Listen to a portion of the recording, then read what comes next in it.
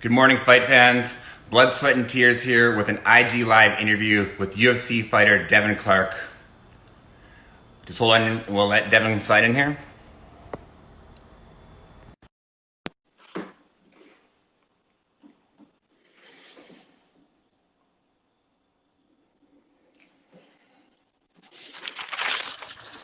Hey. Welcome to the show from Sioux Falls, South Dakota, Devin Clark. Thanks for joining us this morning there, Devin. Hey, how you doing? Sorry, I was breaking up a little bit. Good. No worries. How are you this morning? Oh, not too bad. Just got done with a little, 3-mile run. Nice. Staying ready. How's training camp going? It's gone great. It's been a shorter camp, but we've worked really hard, and it's been one of my better camps. So, pretty excited for the fight. Nice, good to hear. How long of a camp were you able to get in then? It was like 3 weeks. I'm in Albuquerque, New Mexico right now, and I live in South Dakota.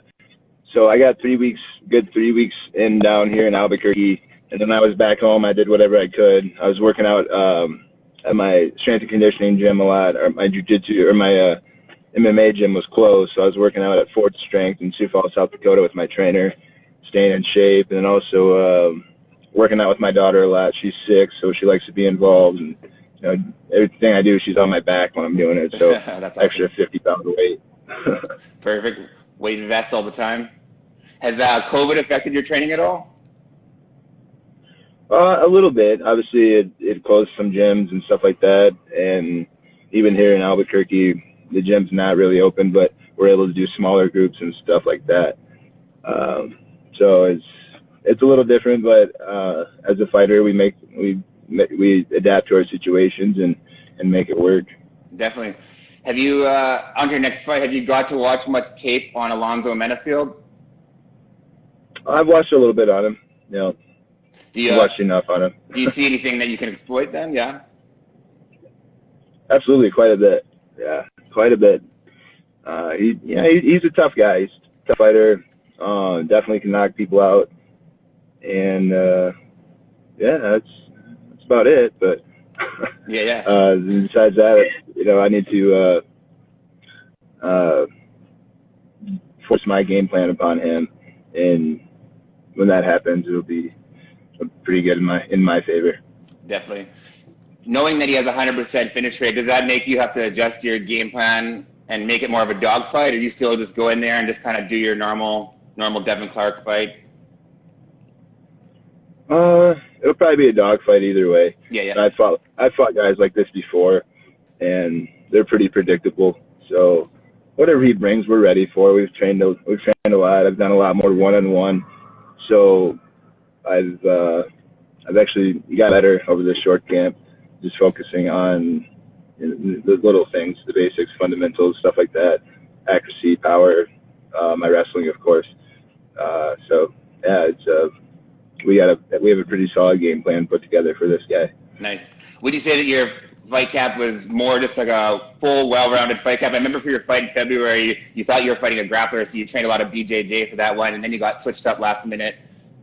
This one just kind of been well-rounded camp, or any specific discipline that you've been focusing on? Pretty much well-rounded, just focusing on myself, really. If I go out there and fight my way, have it my fight, there's not a lot he can do, whatever game plan he comes with. So that's kind of how we're going forward with it. It's just, doing what we're good at. And if I do that, and I've had difficulties doing that before, sometimes I play their game plan and play down to their skill set. So if I follow mine, there's no way that I can't get to the top of this division. I know I'm one of the best in the world, and I just have to stick to what I'm good at, and have confidence in my skill set.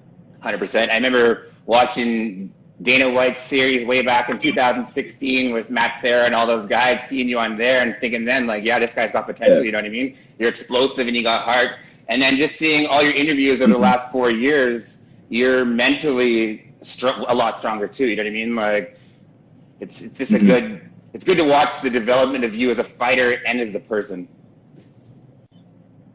So I guess Absolutely, thank you.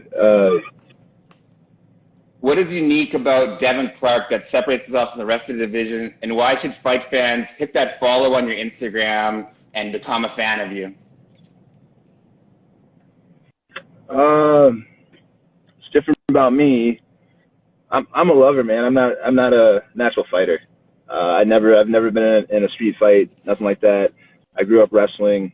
I'm from the country kid, so so MMA has been a little different for me, getting used to the violence and stuff like that. Starting to love it though, starting to become my own with that. And like I said, it's something that a lot of people don't know. They're starting to realize, but I'm a huge country music fan too. A lot of country music and a lot of underground country music, especially like there's like a whole underground around Nashville movement right now. Some of my favorite artists. Yeah, that's awesome. So what does it mean for you to be a UFC fighter then? Sorry, what's that? Breaking up a little bit. What does it mean for you to be a UFC fighter? To be a UFC fighter? Yeah. It's a platform to help people. That's one of the biggest things. A platform. I can use my platform to help people. I work with kids with disabilities and stuff like that, and pretty much anyone that needs a helping hand. It's just and I love helping people. I always try to go my way to help whoever's in need. And being a UFC fighter, I'm able to do that on a bigger level with my platform and UFC's platform. Nice, that's awesome. That's good to hear, man. If you could get one fight back or one loss back in your career, who would it be and why? Sorry, one more time. If you could get one loss back in your career, who would it be and why? Who would you want to fight? One fight back? Yeah. If I had one fight that I could get back, it'd be Jan Blachowicz. Nice. He beat me. Was that the question? Yeah, that was the question. Yeah. No, I respect that because like the way where Jan Blachowicz is now in his career too, I feel like that would be a good fight.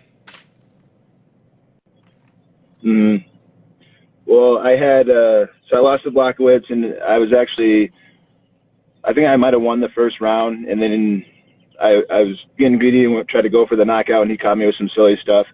So that's another one. Then also Alexander Rakic, that's another one I want back. I was winning that fight. I had him finished and lost focus a little bit, but I want all my losses back pretty much because I was winning most of them before I lost. So I know I can beat all those guys, and I think 3 of them are top 15 now. So.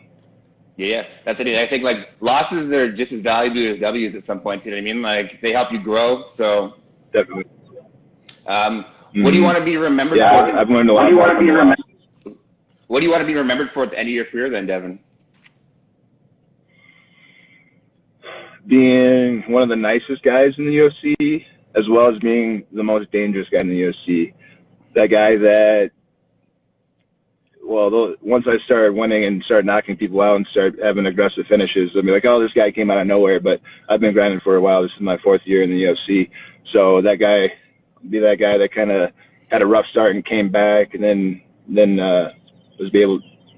became one of the best fighters to do it. Yeah, I look forward to it, man. I have high expectations for you just from watching you fight and seeing you grow so far. So I look forward to your fight next weekend. And I'll let you get on with training. I know you got some training to do today. So thank you for coming on the show here. And I'll get you back for an actual podcast session next month. That'd be great. Thanks, man. Thanks for having me on. This is cool. Awesome. Have a good day, man.